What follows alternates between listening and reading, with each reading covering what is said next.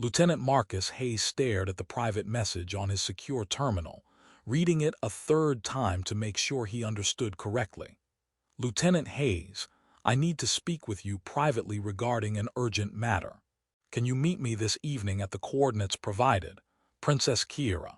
Marcus was a human military liaison assigned to the Velrani homeworld for cultural exchange, coordinating between human and Velrani military protocols, facilitating joint training exercises, generally being available to bridge cultural gaps. It was important work but deliberately low profile. He'd met Princess Kiera briefly during official functions. She was the heir to the Velrani throne, composed and elegant in public, handling complex diplomatic situations with grace. He'd noticed she seemed exhausted beneath the formal mask, but that wasn't unusual for someone in her position. He'd never imagined she'd contact him privately for anything. The coordinates led to a private garden in the palace grounds, away from the main buildings. When Marcus arrived, Princess Kiera was waiting, looking somehow more human without the formal court presence surrounding her. Lieutenant Hayes, thank you for coming. She got straight to the point.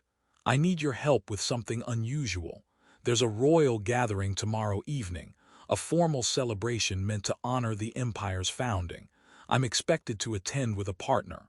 For months, the political factions at court have been pressuring me to choose one of their preferred candidates as a husband. Each faction has their own agenda, their own preferred match that would advance their interests. She looked tired. If I attend alone, it becomes a political battlefield, every faction using my lack of partner as opportunity to press their candidate. If I attend with someone they've proposed, it's seen as choosing their faction and declaring political allegiance. I need someone neutral, someone completely outside Velrani politics who can stand beside me for one evening, help deflect the pressure by their presence. Then we part ways afterward and never speak of it again. Marcus processed this. You need someone to pose as your husband to get political factions off your back for one evening. Essentially, yes. Your Highness, there are other humans on this world. Senior diplomats, more appropriate people. I'm not asking them, I'm asking you. Something in her tone suggested this wasn't random selection, but she clearly wasn't going to elaborate. What exactly would this involve? You attend the gathering with me tomorrow evening. Stand beside me as my partner. Respond appropriately to formal greetings. Present the appearance of a stable relationship. When the gathering ends, we part ways. Your obligation is complete. And the political factions, won't they see through this? Probably, but if I present you as a fait accompli, this is my choice, this is my partner, they have to accept it or openly challenge my judgment, which they won't do publicly. It buys me time to handle the political pressure on my terms rather than theirs. Marcus was hesitant. This was well outside his job description, but she clearly needed help, and he could provide it without personal cost beyond one awkward evening. All right, I'll do it. Her relief was visible. Thank you. I'll send you details about protocols and appropriate attire. And Lieutenant, I appreciate this more than you know. The royal gathering was held in the palace's grand ceremonial hall. Hundreds of Velrani nobles in elaborate formal dress, political maneuvering disguised as celebration, everyone watching everyone else with practiced diplomatic masks. Marcus stood beside Princess Kiera, wearing formal attire appropriate for her consort, Velrani style adapted for human proportions. He felt profoundly out of place, but he maintained composed military bearing and focused on his role. Stand beside her, present supportive partnership, helped deflect political pressure. As the evening progressed, Marcus noticed something. Kiera seemed genuinely more relaxed with him beside her. Not by much. She still maintained formal composure, but there was a subtle ease in her posture, a slightly less forced quality to her formal smile. When nobles approached with veiled political challenges or questions about her surprising choice of partner, she deflected them with diplomatic skill, occasionally glancing at Marcus as if his presence provided reassurance. "Your Highness, we were surprised to learn of your alliance," one powerful duke said with barely concealed disdain. "A human liaison seems an unusual choice for the heir to the empire." "Duke Varos, I'm certain many things about my choices surprise you," Kira responded smoothly. "Fortunately, my choices are my own to make, not subject to committee approval." During a brief respite when formal proceedings paused for refreshments, Kira spoke quietly to Marcus. "Thank you for doing this. I know it's awkward. You seemed like you needed help. I'm glad I could provide it. Though I'm still not entirely clear why you asked me specifically, rather than someone more senior in the diplomatic corps." Kira was quiet for a moment, studying him. "Because you see me." "What?" "At official functions over the past 3 months, I've noticed how you interact with me. Most people see the princess, the role, the title, the political asset to be managed or influenced. You see me as a person doing a job, the same way you are. You treat me with respect but without the performance most people engage in. That's rare. I needed someone who wouldn't use this opportunity for political advantage, who would just help because it was right. You seemed like someone who would do exactly that." Marcus processed this. "You're right that I don't understand Velrani court politics well enough to manipulate anything. But you're also right that I see you as a person doing an incredibly difficult job with remarkable grace. The princess part is just context." "Exactly, that's why I asked you." When another noble, this one from the opposing political faction, attempted to challenge Kira by questioning her judgment in choosing a foreign partner, Marcus responded before Kira could. "You question Her Highness's judgment. That seems presumptuous. Her choices are her own to make, and frankly, suggesting she requires your approval for personal decisions is remarkably condescending." The noble sputtered, clearly not expecting such direct confrontation from what he'd assumed was merely decorative support. Kira's expression showed surprise and something like gratitude. After the noble retreated, she said quietly, "You didn't have to defend me. That wasn't part of our arrangement. Someone was being condescending to you," I responded. "It wasn't calculated, just instinct. Thank you for seeing when I needed support and providing it without being asked."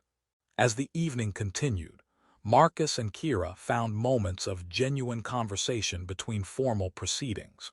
They talked about the pressures of their respective positions, her as heir to an empire, him as a liaison trying to bridge cultural understanding between species who'd been strangers months ago. She was brilliant and funny when she dropped the formal mask, clearly exhausted from years of constant performance and political pressure. "Do you know what it's like," she asked during a quiet moment on a balcony away from the main gathering, "to have every conversation be calculated, every interaction filtered through political implications, every relationship evaluated for strategic value? I can't remember the last time someone just talked to me, without agenda, without performing, just honest conversation." That sounds incredibly isolating." "It is. I have advisors, guards, political allies, but I don't have friends. I don't have people who see me as Kira rather than as the princess who might be useful to their interests." Marcus thought about this. "For what it's worth this evening, talking with you beyond the formal performance, you're interesting, intelligent, funny in ways that surprise me. If circumstances were different, I think we could have been friends." "Could have been." "I assume after tonight, we return to formal distance. You said this was for one evening, then we part ways." Kira was quiet, looking out at the city lights beyond the palace. "I need to tell you something honest. I didn't choose you randomly. I've been watching you for weeks during official functions. The way you carry yourself, quiet confidence without arrogance. The way you treat people regardless of rank with the same respect. The way you don't perform for advantage, you just are. When I realized I needed help escaping political pressure, you were the person I thought of. Not because you were convenient or because I couldn't find anyone else. Because your presence makes me feel safe." Marcus stared at her. "Your Highness, when you're nearby, I can breathe. I don't have to perform every second. I can just be. That's rare. That's incredibly valuable. That's why I asked you specifically, and why I'm dreading the moment this evening ends and I go back to facing all of this alone. I had no idea you felt that way. I thought I was just helping with a political problem. You are, but you're also the first person in years who makes me feel like I can be myself rather than just the princess.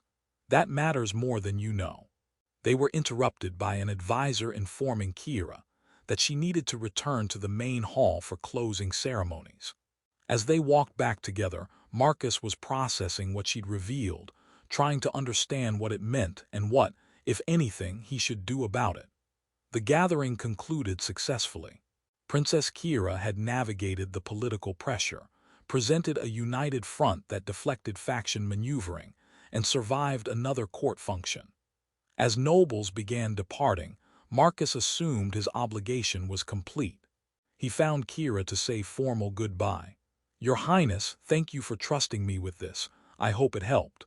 Kira looked at him with an expression that mixed vulnerability with fierce determination. "Don't leave yet. There's something I need to say, publicly." Before Marcus could respond, Kira turned to address the remaining court members. Perhaps 50 nobles, advisors, and officials still present in the Grand Hall, including the political leaders who'd been pressuring her for months. Her voice carried formal authority, but also deep personal conviction. "I need to make an announcement regarding my choice of partner." The room fell into absolute silence. Everyone had expected this issue to be addressed eventually, but not tonight, not like this, not in such direct terms. Kira continued, "For months, I've been pressured to choose a political match, someone who advances faction interests, someone who brings strategic advantage, someone who satisfies others' agendas for my life and the Empire's future.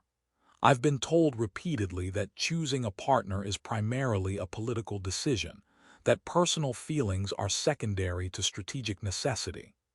But tonight, I've discovered something more important than political strategy. I've discovered what I actually need in a partner. Not someone who brings political advantage. Not someone chosen to satisfy faction demands. Someone who sees me as a person rather than as a political asset. Someone whose presence makes me feel safe rather than performed. Someone I can trust to stand beside me not for personal gain, but because it's right." She turned to Marcus, who stood frozen in shock, and took his hand in front of everyone. "Marcus Hayes, this evening was meant to be pretense, a temporary arrangement to deflect political pressure for a few hours. But it revealed something true that I've known for weeks without acknowledging. I trust you. Your presence lets me breathe. You see me, actually see me, in ways no one else does. I'm asking you in front of my court and my people. Be my real husband, not as political arrangement, not as convenient solution, but as genuine partnership built on trust, respect, and the honest connection we've discovered exists between us." The court erupted in gasps and immediate whispered conversations. This was unprecedented. A Velrani princess publicly choosing a human outsider based on emotional connection rather than political strategy. Marcus's usual military composure was completely gone, replaced by genuine emotion and shock. "Your Highness, Kira, I came here tonight to help you escape pressure for a few hours. I never expected, I never imagined you felt. I know, that's part of why I'm asking. You helped me without expecting anything in return. You treated me with genuine respect and kindness without calculating advantage. You defended me tonight not because protocol required it, but because someone was being cruel and your instinct was to help. That's what I need in a partner. Not political maneuvering, not strategic alliance. Just honesty, respect, and the safety of being with someone who sees me as more than a title." Marcus looked at her, really looked at her. Not the princess performing strength for political necessity, but the woman who'd been isolated by her position, who'd chosen him not for convenience, but because his presence let her feel safe enough to stop performing. If you're truly asking if this is genuinely what you want, then yes. I'll stand beside you, not as pretense but as real partnership. Because spending this evening with you showed me someone brilliant, strong, funny, and deeply deserving of support that isn't contingent on political advantage. I'd be honored to provide that support if you'll truly have me. I'm choosing you. The court exploded in reactions, some supportive, many shocked, several clearly calculating how this unprecedented decision affected their political strategies. Senior advisors looked stunned. The political faction leaders who'd been pressuring Kira appeared alternately outraged and bewildered. One of the Queen's senior advisors approached. "Your Highness, this decision has profound political implications. A human consort, an outsider, this requires careful consideration, diplomatic protocols." "I've made my decision," Kira said firmly. "I understand the political implications. I'm choosing personal partnership based on trust over political arrangement based on strategy. If that creates complications, we'll address them. But I'm not changing my choice." She looked at Marcus again. "I'm choosing you. Because you're the person who makes me feel safe, who sees me, who I trust. Is that enough?" "It's everything," Marcus said quietly. Later, after the initial chaos had settled and they had a moment alone, Marcus spoke honestly. "You know this is going to be complicated. I'm human. I don't fully understand Velrani political systems. I'll make mistakes. You'll make mistakes honestly, which is better than perfect performance hiding manipulation. I don't need someone who knows all the right political moves. I need someone I can trust, who sees me as a person, whose presence lets me be myself rather than just the princess. You're that person." "I came here tonight thinking I was helping you solve a political problem for a few hours." "You were, but you also showed me what genuine partnership could feel like. What it's like to have someone beside me who's there because they want to help, not because they're calculating advantage. That's what I need. That's what I'm choosing." Marcus took her hand. "Then I'm honored to be chosen. And I'll do everything I can to be worthy of that choice." "You already are. That's why I chose you." The story that had begun as a political arrangement, pose as her husband for one evening, then part ways, had become something genuine and lasting. What started as Marcus helping someone who needed assistance had evolved into Kira, choosing a genuine partner based on trust, and the courage to prioritize personal connection over political convenience. The fake arrangement had revealed real feelings. The temporary pretense had become permanent partnership. And the human outsider who'd agreed to help for one evening had become the person an alien princess chose as her genuine partner. Not because it was politically advantageous, but because his presence made her feel safe enough to stop performing and just be herself. Sometimes the most meaningful relationships begin with pretense, but become real when built on honesty, trust, and the courage to choose connection over convenience. Kira had chosen Marcus not despite him being an outsider, but partly because of it. Because he saw her as a person rather than as a political asset. Because his presence let her breathe. Because she trusted him in ways she'd stopped trusting anyone in her political sphere. Marcus had agreed to help for one evening without expecting anything beyond fulfilling an unusual request. He discovered someone worth choosing for real, someone whose strength and intelligence and vulnerability all deserved support without political strings attached. What began as "be my fake husband for a few hours" had become "be my real husband," spoken in front of the entire court. A public declaration that genuine partnership built on trust mattered more than political strategy built on advantage. And both of them, standing together facing an uncertain future with all its political complications, knew they'd chosen correctly. Because sometimes the best choices aren't the strategic ones. Sometimes they're the honest ones, choosing the person who makes you feel safe, who sees you truly, who stands beside you not for gain but because it's right. That was what they'd chosen. And everything else would follow from that foundation of trust and genuine connection.